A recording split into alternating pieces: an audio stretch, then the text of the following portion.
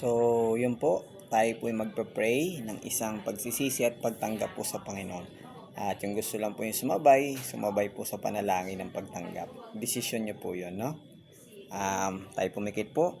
Amang Diyos na banal, na makapangyarihan sa lahat, inaamin ko po ng buong puso ko na ako'y makasalanan at nagsisisi ng buong puso at nanunumbalik sa inyo. At tinatanggap ko po, Lord Jesus Christ, ng buong puso ko na binayaran niyo po ang aking kasalanan doon sa krus ng Kalbaryo. Ng dugo buhay niyo at namatay kayo doon, nilibing at muling nabuhay sa ikatlong araw. Tinatanggap ko yun by faith, Lord Jesus, na binayaran niyo po ang aking kasalanan doon sa krus ng Kalbaryo, ng dugo buhay niyo, ng finish work niyo, ng gospel niyo po. Salamat po. And tinatanggap kita by faith na nagtitiwala ako ng buong puso ko, Lord Jesus, na bilang sariling Panginoon ko kayo at tagapagligtas, Savior God ko kayo, na tinatanggap ko ng buong puso ko na magligtas sa akin, wala na iba, alone.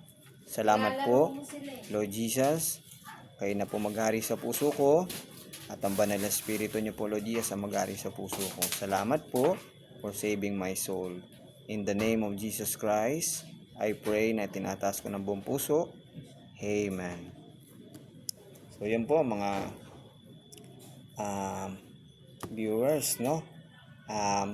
Mga viewers, yung tinanggap nyo ng buong puso ang Panginoon Jesus, sabi sa John 3:16, pag binasa nyo po yun, meron na kayong buhay na walang gan.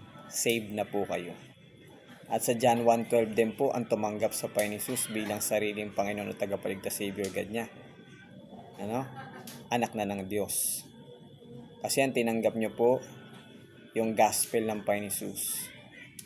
Pag tinanggap nyo ng buong puso po na by faith po, tinanggap nyo ng buong puso po na binayaran ni Jesus Christ yung kasalanan nyo doon sa krus ng Kalbaryo, ng dugo buhay niya, na namatay siya doon, nilibing at muling nabuhay sa ikatlong araw.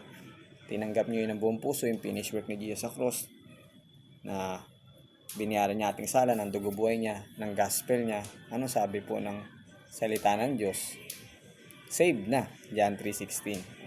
May buhay na walang gan na. Diba? Yun ang magandang mensahe po.